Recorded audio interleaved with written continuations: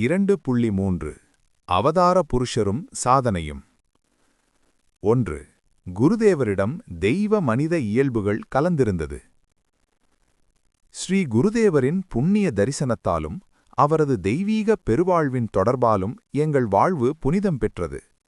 அவரது ஈடிணையற்ற வாழ்க்கையை ஆழ்ந்து சிந்திக்கும் தோறும் அவரில் இணைந்து மிளிர்ந்த தெய்வ மனித இயல்புகள் எங்களை சொல்லொணா வியப்பில் ஆழ்த்துகின்றது. ஒன்றுக்கொன்று முரணான இயல்புகள் ஒரே மனிதரிடம் ஒருங்கிணைந்து இயைபாக இனிமையாக திகழ முடியும் என்பதை அவரை கண்டதால் மட்டுமே எங்களால் அறிந்து கொள்ள முடிந்தது. அதனால்தான் அவர் தெய்வமும் மனிதனும் இணைந்தவர் என்பதை நாங்கள் அறிந்து கொண்டோம். பூரணமான தெய்வ உணர்வும் சக்திகளும் மனித உடல் மற்றும் மனித உணர்ச்சிகளால் ஆன ஒரு போர்வையில் மறைந்து பிரகாசித்தால் எப்படி இருக்கும்? அப்படி ஒருவர் குருதேவர். இந்த 2 இயல்புகளில் எதையும் அவர் பாசாங்கு செய்யவில்லை. மனிதகுலத்தின் நன்மைக்காக அவர் ஒரு மனிதனாக வாழ்ந்து மனிதன் தெய்வமாகின்ற வழியை நமக்கு காட்டி அருளினார். தெய்வ மனித இயல்புகளின் சங்கமமாக நாங்கள் குருதேவரை கண்டிருந்ததால்தான் முந்தைய யுகங்களில் தோன்றிய அவதார புருஷர்களின் வாழ்க்கையிலும் இந்த 2 நிலைகளும் இணைந்து காணப்பட்டிருக்கும் என்பதை எங்களால் ஊகிக்க முடிந்தது. 2. எல்லா அவதார புருஷர்களும் இவ்வாறே.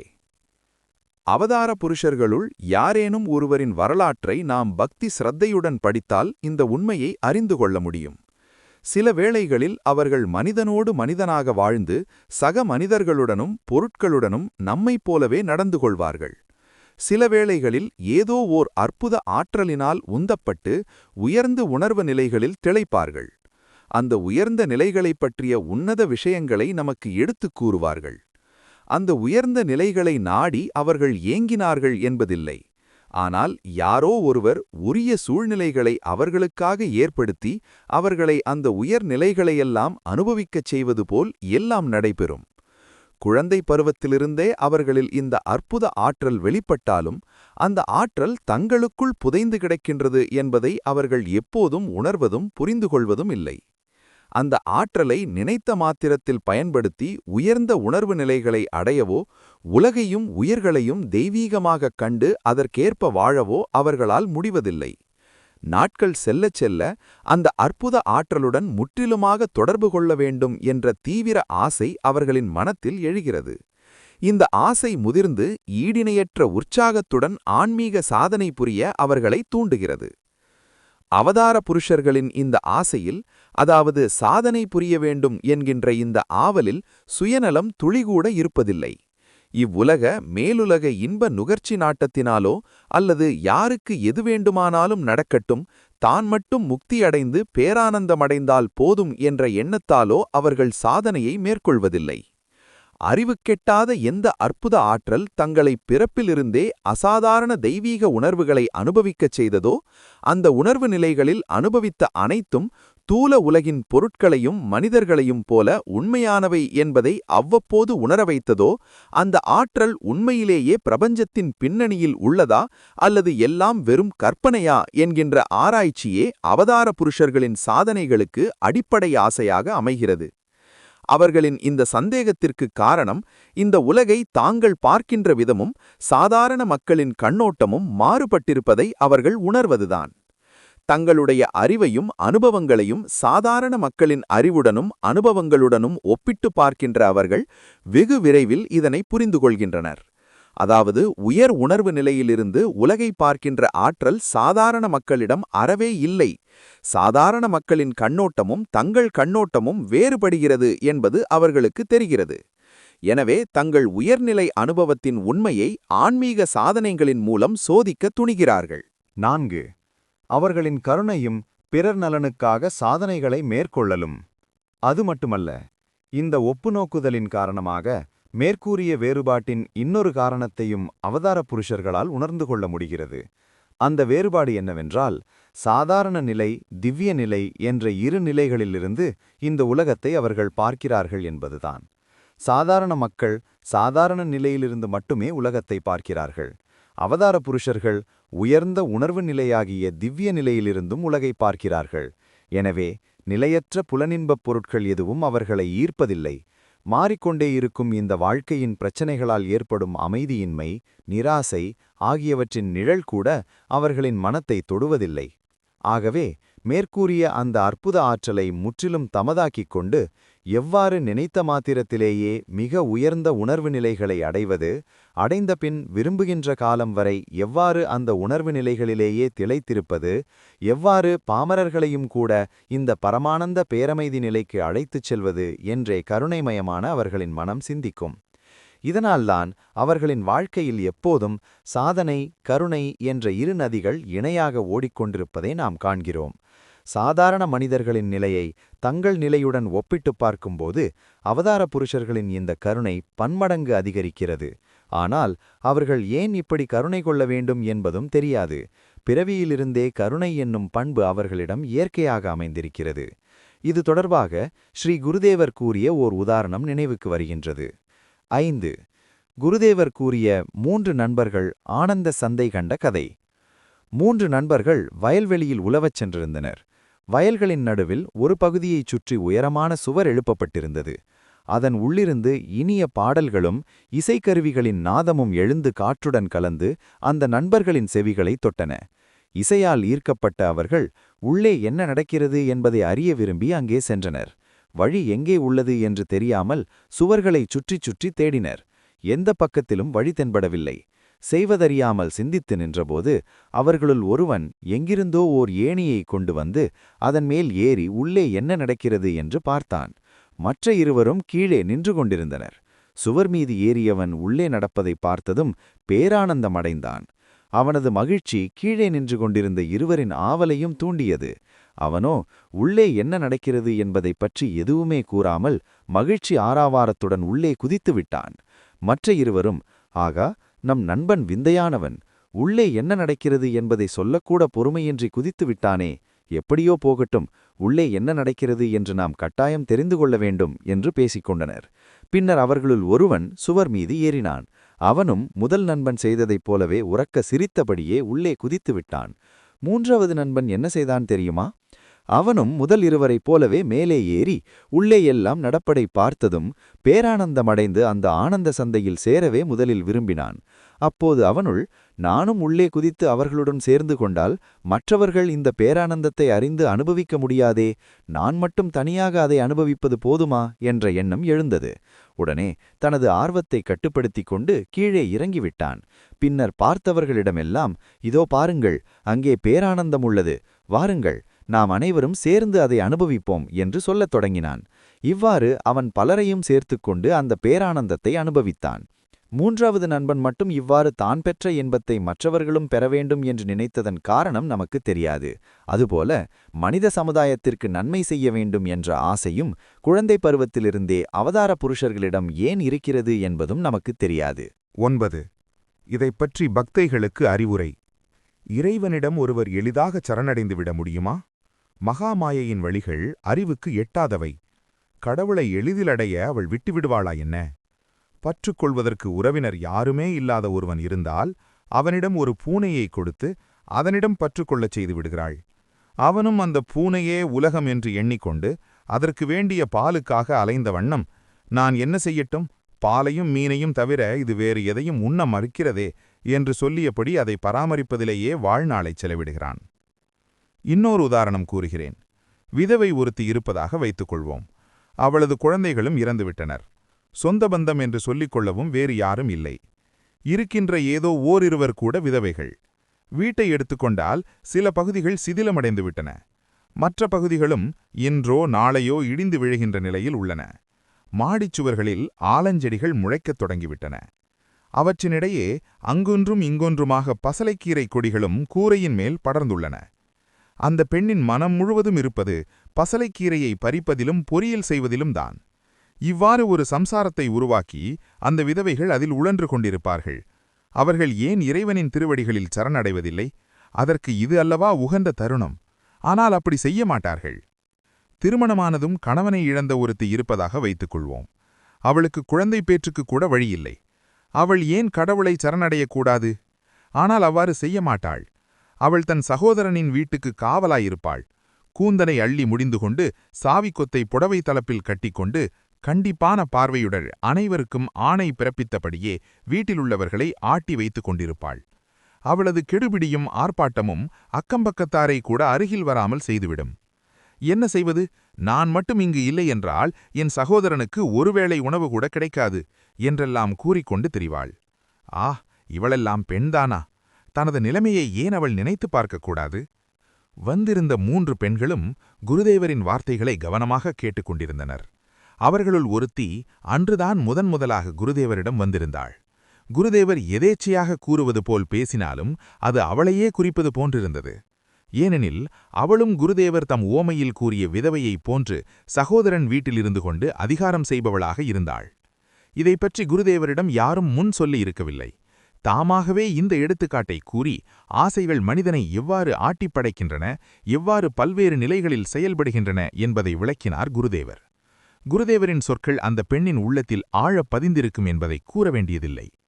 எல்லாவற்றையும் கேட்டுக்கொண்டிருந்த அந்த விதவையின் நாத்தனார் மற்ற பெண்ணிடம், அக்கா, குருதேவர் என்றுமில்லாதபடி இன்று இதையெல்லாம் கூறுகிறாரே, என் நாட்டனார் இவற்றை எப்படி எடுத்துக்கொள்ளப் போகிறாளோ என்று மெல்லிய குரலில் கூறினாள். அதற்கு அந்த பெண், நாம் என்ன செய்ய முடியும்? அவள் எப்படி வேண்டுமானாலும் எடுத்துக்கொள்ளட்டும். இப்படியெல்லாம் கூறும்படி யாரும் குருதேவருக்குச் சொல்லிக் கொடுக்கவில்லையே என்று சொன்னாள். சாதாரண மக்களைப் போன்று அவதார புருஷர்களும் புலனடக்கம் பழகுதல் வேண்டும். புலன்களை அடக்க நாம் போராடுவது போன்று அவதார புருஷர்கள் போராட வேண்டியது இல்லை என்று சிலர் நினைக்கலாம்.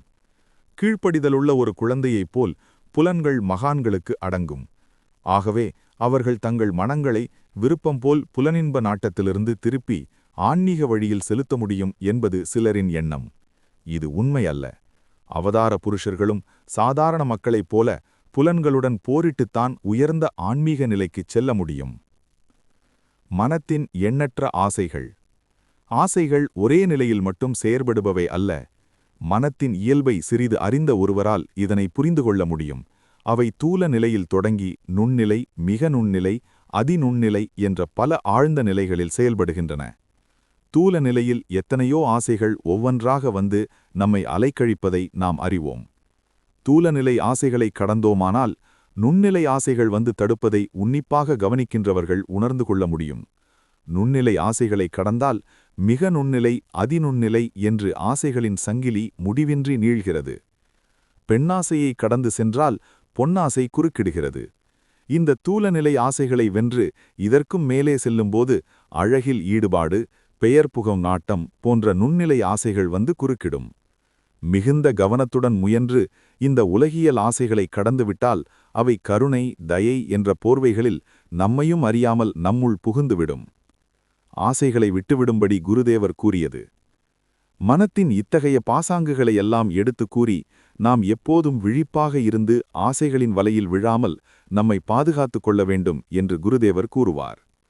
தம் வாழ்வில் ஆசைகள் வந்து மோதிய சூழ்நிலைகளில் தாம் அவற்றை எதிர்கொண்ட விதத்தை விளக்கி எங்கள் மன உறுதியை தீவிரப்படுத்துவார். இத்தகைய நிகழ்ச்சிகளை ஆண்களுக்கு கூறியது போன்று பெண்களுக்கும் எடுத்துக் கூறி அவர்கள் உள்ளங்களிலும் பக்தியை தூண்டுவார். கீழே கொடுக்கப்பட்ட நிகழ்ச்சி இதற்கு எடுத்துக்காட்டாகும். குருதேவரிடம் சென்ற ஆண் பெண் இருபாலாரும் அவரது இனிய இயல்பாலும் கனிவாலும் துளியும் காமக்கலப்பற்ற பேரன்பாலும் கவரப்பட்டனர். ஆகவே வாய்ப்பு கிடைக்கும் போதெல்லாம் குருதேவரிடம் சென்று அவரது அன்பில் திளைக்க ஒவ்வொருவரும் விரும்பினர். தாங்கள் மட்டுமின்றி தங்களுக்கு தெரிந்த பலரையும் குருதேவரிடம் அழைத்துச் சென்றனர். ஒரு நாள் மாலை எங்களுக்கு தெரிந்த ஒரு பெண்மணியும் அவளது ஒன்றுவிட்ட சகோதரியும் அந்த சகோதரியின் நாத்தனாரும் குருதேவரைக் காண தட்சிணேஸ்வரத்திற்குச் சென்றனர். அவர்கள் அவரது அறைக்குச் சென்று அவரை பணிந்து அமர்ந்தனர். வழக்கம்போல முதலில் அவர்களிடம் நலம் விசாரித்துவிட்டு குருதேவர் பேசத் தொடங்கினார். இறைவனிடம் பக்தி செலுத்துவதே வாழ்க்கையின் குறிக்கோள் என்பதுதான் குருதேவரின் அன்றைய உரையாடலின் முக்கிய கருத்தாக இருந்தது. இறைவனிடம் பக்தி செலுத்துவது அவ்வளவு எளிதல்ல என்பதை விளக்கிய குருதேவர் தொடர்ந்து கூறினார். 10. நுண்ணிலை ஆசைகளுடன் அவதார புருஷர்களின் போராட்டம். மனித இயல்பை பற்றி ஆராய்ந்தால் மனம் எவ்வளவு உயர்ந்த நிலைக்கு செல்கிறதோ அவ்வளவு தீவிர வேகத்துடன் நுண்ணிலை ஆசைகள் மனிதனை தாக்கி கடும் துயரத்தை அனுபவிக்க செய்வதை அறியலாம். களவு, பொய், தீயொழுக்கம் ஆகியவற்றில் தொடர்ந்து ஈடுபடுகின்ற ஒருவன் அதற்காக பெரிதாக மனவருத்தப்படுவதில்லை. ஆனால் நேர்மையும் உயர்ந்த உள்ளமும் கொண்ட நல்லவர் ஒருவரிடம் இத்தகைய தீய எண்ணங்கள் தோன்றினால் அதற்காக அவர் தன்னை குற்றவாளியாக கருதி கொண்டு விவரிக்க முடியாத மனவேதனை அடைகிறார். அவதார புருஷர்கள் பொதுவாக தூலநிலை ஆசைகளிலிருந்து விடுபட்டு இன்ப நுகர்ச்சிகளிலிருந்து தங்களை விலக்கிக் கொண்டு வாழ்ந்தாலும் தங்கள் மனத்தில் எழுகின்ற நுண்ணிலை ஆசைகளுடன் நம்மைப் போலவே போராட வேண்டியுள்ளது. அவர்களின் மனம் நம் மனங்களை விட உயர்ந்த நிலையில் இருப்பதால் அத்தகைய எண்ணங்கள் எழுந்தாலே நம்மை விட பல்லாயிரம் மடங்கு அதிக வேதனை அனுபவிக்க நேரிடுகிறது. இதை அவர்களே தெளிவாக கூறியுள்ளனர். ஆகவே அவர்கள் தங்கள் புலன்களை அடக்குவதற்காக மேற்கொள்கின்ற மனப்போராட்டங்களை பாசாங்கு என்று நாம் எவ்வாறு கூற முடியும்? 11. அவதார புருஷர்களின் மனித இயல்பினை பற்றிய மறுப்பும் தெளிவும். சாஸ்திரங்களை படித்துணர்ந்த வாசகர்கள் யாராவது ஒருவேளை இப்போதும் நீங்கள் சொல்வதை எவ்வாறு ஏற்றுக்கொள்ள முடியும்? பகவத்கீதை விளக்க உரையின் ஆரம்பத்தில் அத்வைத கொள்கையின் தலைசிறந்த ஆசாரியரான சங்கரர் ஸ்ரீகிருஷ்ணரின் பிறப்பையும் அவர் மானுட உடலை பெற்றதையும் பற்றி கூறுவதை நினைவுகூருங்கள். எதற்கும் ஒருபோதும் கட்டுப்படாதவனும் நித்தியமானவனும் என்றும் தூய இயல்புள்ளவனும் உயிர்கள் அனைத்தையும் ஆள்பவனும் பிறப்பற்றவனுமான இறைவன் இவ்வுலக நன்மையின் பொருட்டு மாயை என்னும் தனது சக்தியால் இவ்வுலகில் மனித உடல் தாங்கி பிறப்பெடுத்தவன் போல தோன்றுகிறான் என்கிறார் அவர். ஆசாரியர் சங்கரரே இவ்வாறு கூறியிருப்பது உண்மைதான். ஆனால் அவரது கருத்தை மறுக்காமலே நம் கருத்தும் உண்மை என்று நிரூபிக்க முடியும். முதலில் சங்கரரின் கருத்தை புரிந்து கொள்ள முயற்சிப்போம். இறைவன் உடல் தரிப்பது அல்லது பெயரும் உருவமும் உடையவனாக திகழ்வது வெறும் தோற்றம் என்று கூறுவதுடன் சங்கரர் நின்றுவிடவில்லை. இறைவனின் மானுட வடிவம் எவ்வாறு வெறும் தோற்றமோ அவ்வாறே நீ, நான், இவ்வுலகத்தின் மற்ற ஒவ்வொரு பொருளும் மனிதனும் வெறும் தோற்றம் என்பதையும் அவர் தெளிவாக கூறுகிறார். உலகம் என்பது வெறும் தோற்றமே, உண்மையில் பிரம்மத்தையே நாம் தவறாக உலகமாக காண்கிறோம் என்பதே அவர் கருத்து. இந்த இரு கூற்றுகளையும் ஒருங்கே எடுத்துக்கொண்டால்தான் அவரது முடிவான கருத்து என்ன என்பது நமக்கு விளங்கும். அவதார புருஷர் உடல் தரிப்பது, இன்ப துன்பங்களை அனுபவிப்பது இவையெல்லாம் பொய், பாசாங்கு. அதே வேளையில் நமது இன்ப துன்ப அனுபவங்களும் நாம் நம் கண்முன் காண்பவையும் உண்மை என்று கருதுவோமானால் அவதார புருஷர்களின் காட்சி முதலியவற்றையும் உண்மை என்று ஏற்றுக்கொண்டே தீர வேண்டும். எனவே அவதார புருஷர்களும் நம்மைப்போல் மனத்துடன் போராட வேண்டும் என்று கூறியதற்கும் சங்கரரின் கொள்கைக்கும் எவ்வித முரண்பாடும் இல்லை. 12. வேறு ஒரு கோணத்திலிருந்து இந்த கருத்தை விளக்குதல். வேறொரு கோணத்திலிருந்து இதை விளக்கினால் இன்னும் தெளிவாக புரிந்து கொள்ள முடியும். அத்வைத நிலை, துவைத நிலை என்ற இரு நிலைகளிலிருந்து நாம் இந்த உலகை பார்க்க முடியும். இந்த இரண்டு கண்ணோட்டங்களும் இரு விதமான காட்சிகளை விரிக்குமென்று சாஸ்திரங்கள் கூறுகின்றன. அத்வைத நிலைக்கு உயர்ந்து இந்த உலகம் எந்த அளவுக்கு உண்மையானது என்று அறிய முயல்வோமானால் உலகம் இல்லை, எப்போதும் இருந்ததுமில்லை, ஏகமேவா த்விதீயம், இரண்டற்ற பிரம்மத்தைத் தவிர வேறு எதுவுமில்லை என்ற உணர்வு ஏற்படுகிறது. அதையே துவைத நிலையிலிருந்து பார்த்தால் பல்வேறு பெயர்களையும் தோற்றங்களையும் உள்ளடக்கிய உலகம் உண்மையானது, என்றும் உள்ளது என்ற உணர்வு தோன்றுகிறது. இதைத்தான் நாமும் எப்போதும் உணர்ந்து கொண்டிருக்கிறோம். ஆனால் உடலில் வாழ்ந்தாலும் உடல் எண்ணத்தை மறந்துவிட்ட அவதார புருஷர்களும் ஜீவன் முக்தர்களும் தங்கள் வாழ்வில் அடிக்கடி அத்வைத அனுபவங்களில் திளைக்கின்றனர். எனவே துவைத நிலையில் வாழும்போதும் உலகம் ஒரு கனவு போல் வெறும் தோற்றம் மட்டுமே என்ற திட நம்பிக்கை அவர்களிடம் இருக்கும். விழிப்பு நிலையோடு ஒப்பிட்டு பார்க்கும்போது கனவு வெறும் தோற்றம் என்பது உண்மைதான். ஆனால் கனவு காணும்போது ஒருவன் அதை முற்றிலும் பொய்யானது என்று கூறிவிட முடியாது. அதுபோல அவதார புருஷர்களும் ஜீவன் முக்தர்களும் பிரம்மத்துடன் ஒன்றிய அத்வைத நிலைகளில் இருக்கும்போது அவர்களுக்கு இந்த உலகம் வெறும் கனவு போல தோன்றும் என்பது உண்மைதான். அந்த உயர்நிலைகளில் திளைக்காதபோது அவர்கள் இந்த உலகை முற்றிலும் பொய் என்று ஒதுக்கிவிட முடியாது. 13. மிக உயர்ந்த உணர்வு நிலையிலிருந்து பார்க்கும்போது உலகை பற்றிய வேறு கருத்து. மேலே குறிப்பிட்டது போல இரண்டு நிலைகளிலிருந்து உலகத்தை பார்ப்பது போல் ஒரு மனிதனையும் இருவித கண்ணோட்டங்களில் பார்க்கலாம். துவைத நிலையிலிருந்து பார்க்கும்போது அவன் சம்சார தலைகளில் கட்டுண்டவன்.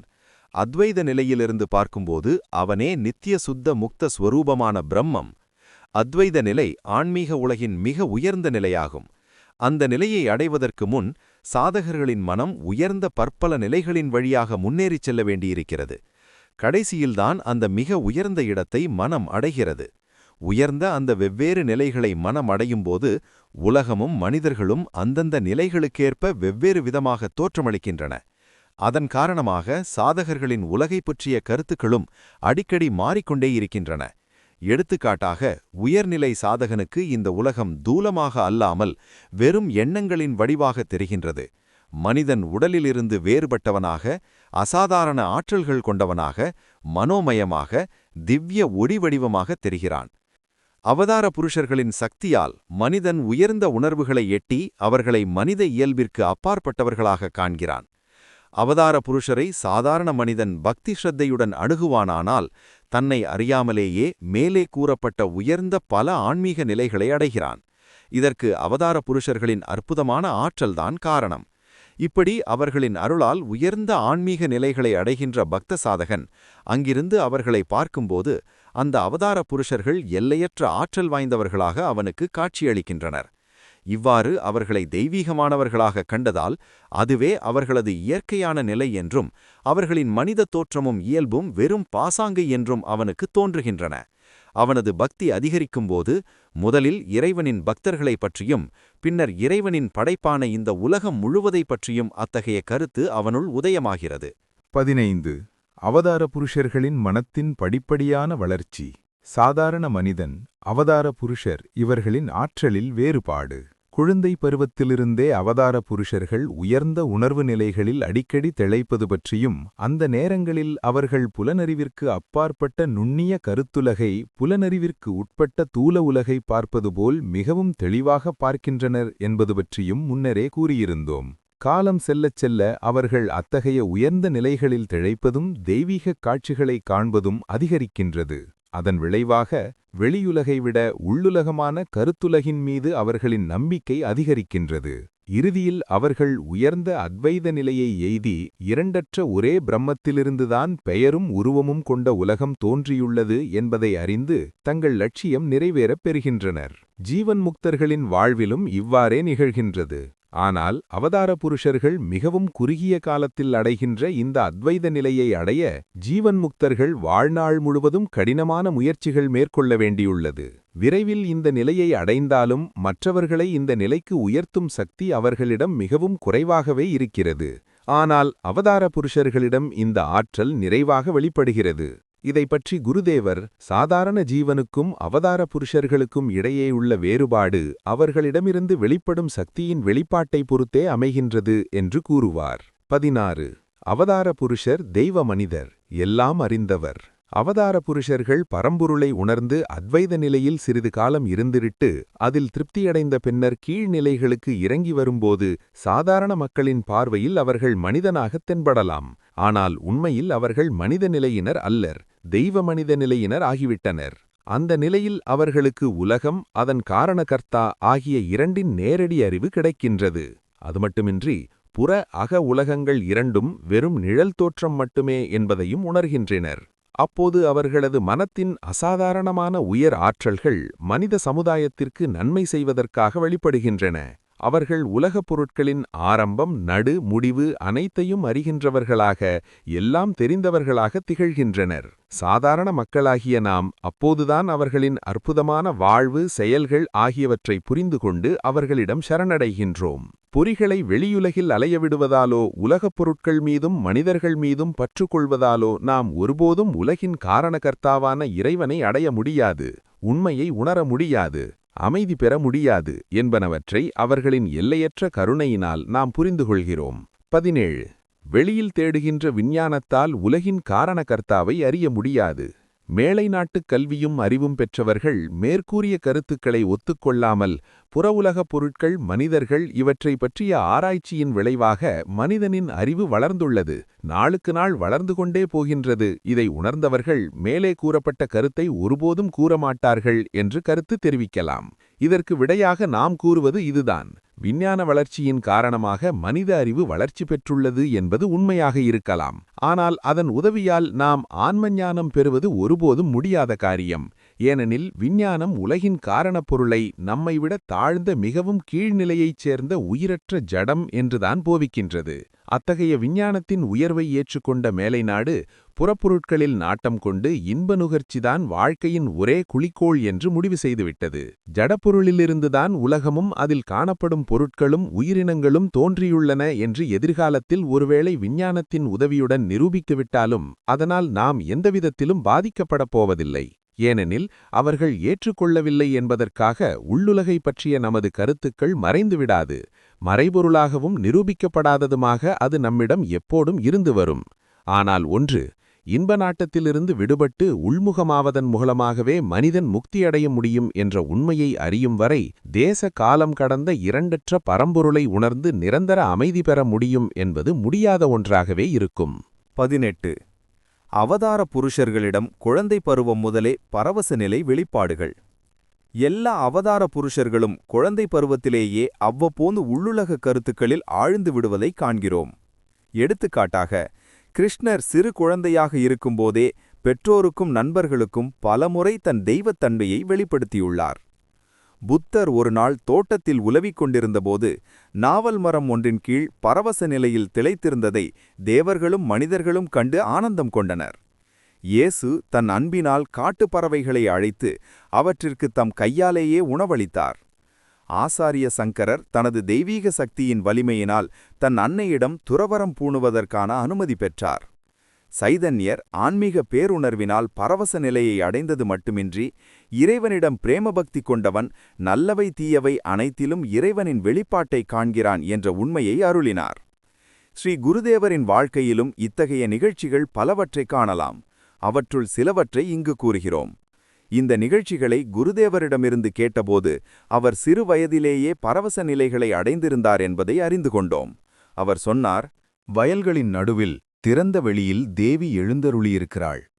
அந்த பகுதியில் உள்ள விவசாயிகள் தேவியின் மீது மழையோ வெயிலோ படாதிருக்க ஆண்டுதோறும் புற்கூரை வெய்வார்கள். அங்கு தற்போது காணப்படுகின்ற இடிபாடுகளை பார்க்கின்றபோது ஒரு காலத்தில் அங்கே செங்கற்களால் கட்டப்பட்ட நல்லதொரு கோயில் இருந்திருக்கும் என்பது தெரிகிறது.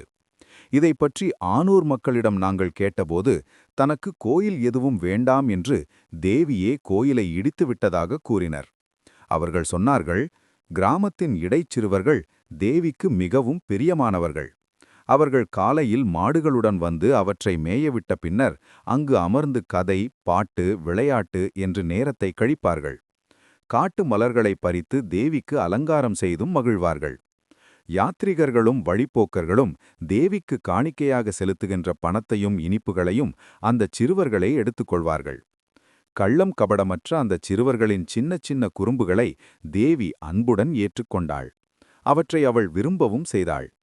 அப்போது அந்த கிராமத்து செல்வந்தர் ஒருவர் தம் பிரார்த்தனை நிறைவேறியதால் ஒரு கோயில் கட்டி அதில் தேவியை பிரதிஷ்டை செய்தார். பூஜாரி நாள்தோறும் காலையிலும் மாலையிலும் வந்து பூஜை செய்வார். பூஜை முடிந்ததும் கோயிலை மூடிவிட்டு சென்று விடுவார். பூஜை நேரங்களைத் தவிர மற்ற நேரங்களில் வருகின்ற பக்தர்கள் தங்கள் காணிக்கைகளை சாளரம் போன்ற கதவுகளின் வழியாக உள்ளே செலுத்திவிட்டு சென்று விடுவார்கள். இதனால் சிறுவர்களுக்கு பணம் கிடைக்கவில்லை. இனிப்புகள் வாங்கி தேவிக்கு படைத்து உண்ணவும் மகிழ்ச்சியாக விளையாடவும் வாய்ப்பில்லாமல் போயிற்று. மனம் வருந்திய அவர்கள் தேவியிடம், அம்மா, எங்களுக்கு தின்பண்டங்கள் இல்லாமல் செய்துவிட்டாயே. நீ கொடுக்கும் பணத்தால் நாங்கள் தினமும் இனிப்புகள் வாங்கி உண்டு மகிழ்ந்தோம். இனி யார் எங்களுக்கு தின்பண்டங்கள் எல்லாம் கொடுப்பார்கள் என்று கண்ணீருடன் கேட்டனர். கள்ளம் கபடமற்ற அந்த சிறுவர்களின் பிரார்த்தனைக்குச் செவிசாய்த்த தேவி கோயில் சுவரில் அன்றிரவு ஒரு பெரிய விரிசலை உண்டாக்கினாள். அடுத்த நாள் காலையில் இதனை கண்ட பூஜாரி கோயில் இடிந்துவிடுமே என்று பயந்து தேவியின் திருவுருவத்தை வெளியில் கொண்டு வந்து விட்டார். அதற்கு பின் கோயிலை பழுதுபார்க்கவும் புதுப்பிக்கவும் பலர் முயன்றனர். ஆனால் தேவி அவர்கள் கனவில் தோன்றியும் வேறு பல வழிகளிலும் அது தனக்கு விருப்பமில்லை என்று தெரிவித்துவிட்டாள். அதையும் மீறி கோவிலை புதுப்பிக்க முயற்சித்த பலரது கனவில் தோன்றி, வயல்களின் நடுவில் திறந்த வழியில் அந்த சிறுவர்களுடன் வாழ்வதைத்தான் நான் விரும்புகிறேன். என்னை கோயிலுக்குள் வைத்துச் சிறைப்படுத்த முயன்றால் உன்னை அழித்து உன் வம்சத்தையும் வேறறுத்து விடுவேன், விட்டு வைக்க மாட்டேன் என்று அச்சுறுத்தியதாகவும் கிராம மக்கள் எங்களிடம் கூறினர். கதாதரனுக்கு 8 வயதிருக்கும். இன்னமும் உபநயனம் நடைபெறவில்லை. அப்போது ஒருநாள் அவனது குடும்பத்தைச் சேர்ந்த ஓரிரு பெண்களும் ஜமீன்தாரான தர்மதாஸ் லாஹாவின் விதவை பெண் பிரசன்னாவும் மற்றும் பல உயர்குடி பெண்களும் விசாலாட்சி கோயிலுக்குச் சென்றனர். பிரசன்னா தூய்மை, அன்பு, எளிமை, தெய்வபக்தி ஆகிய பண்புகளைப் பெற்று கதாதரனின் மதிப்பிற்குரிய ஒருத்தியாக இருந்தாள். பல விஷயங்களிலும் பிரசன்னாவின் அறிவுரையை கேட்டு நடக்கும்படி பிற்காலத்தில் அன்னை சாரதாதேவிக்கு குருதேவர் கூறியதுண்டு. பக்தைகளுக்கும் அடிக்கடி அவர் பிரசன்னாவை பற்றி கூறுவதுண்டு. பிரசன்னாவுக்கு கதாதரனிடம் உள்ளார்ந்த அன்பு இருந்தது. அவள் அவனை கடவுளாகவே கருதினாள். கள்ளம் கபடமற்ற உள்ளம் கொண்ட அவள் அவனிடமிருந்து கதைகளையும் பக்திப் பாடல்களையும் கேட்டு பரவசமடைந்தாள். அடிக்கடி அவள், கதாதரா, அடிக்கடி நீ எனக்கு கடவுளாகவே தோன்றுகிறாய். ஆம், உண்மையிலேயே நான் அவ்வாறுதான் உணர்கிறேன் என்று சொல்வாள். இதை கேட்கும்போது கதாதரன் எதுவும் கூறாமல் புன்னகை செய்வான் அல்லது வேறு விஷயங்களை கூறி பேச்சை திருப்ப முயல்வான். ஆனால் பிரசன்னாவோ, நீ என்ன வேண்டுமானாலும் சொல்லிக்கொள், என்னை பொறுத்தவரை நீ சாதாரணமானவன் அல்ல என்று சொல்வாள். அவளது பக்தியைப் பற்றியும் குருதேவர் புகழ்ந்து கூறுவார். பிரசன்னா ஒரு கோயிலை கட்டி அதில் ராதா கோவிந்தர் திருவுருவங்களை பிரதிஷ்டை செய்து தினமும் பூஜை செய்து வந்தாள். விழா காலங்களில் யாத்திரா, பஜனை முதலியவை அந்த கோவிலில் நடைபெறும். பிரசன்னா பொதுவாக அதிலெல்லாம் ஈடுபாடு காட்டமாட்டாள். அதை பற்றி அவளிடம் கேட்டதற்கு, கதாதரா, என் செவிகளை கெடுத்துவிட்டார். அவன் பாடும் பாடல்களை கேட்ட பிறகு வேறு எந்த பாடல்களும் இனிமை தரவில்லை என்று கூறினாள். காலக்கிரமப்படி இந்த நிகழ்ச்சிகள் பின்னால் வரவேண்டியவை. விசாலாட்சி கோயிலுக்குச் சென்று கொண்டிருந்த பெண்களிடம் கதாதரன், நானும் உங்களுடன் வருகிறேன் என்று சொன்னான். அவன் வெகு தூரம் நடக்க வேண்டியிருக்குமே என்று கவலையுற்ற அந்த பெண்கள் அவனை தடுத்தனர். கதாதரன் அவர்களின் சொல்லைக் கேளாமல் அவர்களுடன் நடக்கத் தொடங்கினான். அந்த பெண்களும் மகிழ்ந்தனர். துருதுருவென்று எப்போதும் சுறுசுறுப்பாக இருக்கும் குழந்தையை யார்தான் விரும்ப மாட்டார்கள்? அவன் பாடுவதையும் அவர்கள் விரும்பினர். அப்படியே அவருக்கு பசி எடுத்து விட்டால் கூட கோயிலிலிருந்து திரும்பி வரும்போது பால் முதலிய பிரசாதங்கள் இருக்கவே செய்யும். ஆகவே கதாதரன் தங்களுடன் வருவதை அவர்கள் ஏன் மறுக்க வேண்டும்? ஏன் கோபப்பட வேண்டும்? இதை பற்றியெல்லாம் சற்று யோசித்த பின் அந்த பெண்கள் தயக்கமின்றி கதாதரனையும் அழைத்துச் சென்றனர். கதாதரனும் அவர்கள் எதிர்பார்த்தபடியே கதை கூறுவதும் பாடுவதுமாக உற்சாகத்துடன் சென்றான். விசாலாட்சியைப் பற்றிய கதாதரனின் பாடல்களை கேட்டவாறே எல்லோரும் வயல்வெளியை கடந்து கொண்டிருந்தனர்.